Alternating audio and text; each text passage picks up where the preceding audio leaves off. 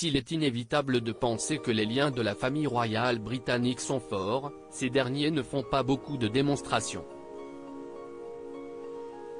Mais ce lundi 13 mars, à l'occasion de la cérémonie annuelle du Commonwealth, le roi Charles III et sa belle-sœur ont montré aux yeux du monde entier leur grande proximité en partageant un moment de complicité comme ils en offrent peu.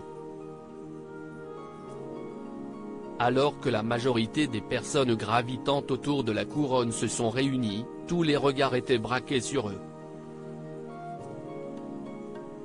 Dès leur arrivée à l'abbaye de Westminster, lieu où sera couronné Charles III, les membres de la famille royale ont salué la foule de Britanniques venus pour assister à cette commémoration hors du commun. Au moment de prendre place au sein de l'édifice religieux, les plus attentifs ont pu remarquer que Sophie de Wessex avait donné un petit coup d'épaule plein d'affection au nouveau roi d'Angleterre, qui semblait heureux de ce geste d'attention de la part de sa belle-sœur. Le roi Charles III et sa belle-sœur Sophie de Wessex ont montré une belle complicité. Interrogée sur cet acte peu commun entre Charles III et Sophie de Wessex, l'experte en langage corporel Judy James a donné son interprétation de la scène.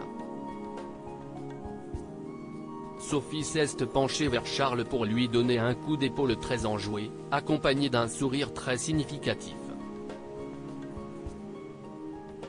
C'était probablement la première fois que l'on voyait un tel geste lors d'un événement public officiel comme celui-ci. Les deux protagonistes ont aussi été aperçus en train d'échanger de nombreux sourires. Si cette journée pouvait sembler parfaite pour les membres de la famille royale, cette nouvelle démonstration publique a une nouvelle fois été entachée par quelques manifestants.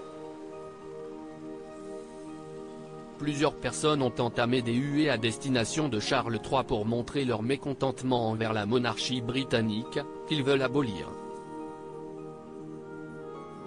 Mais comme à son habitude, la couronne a fait comme si de rien n'était.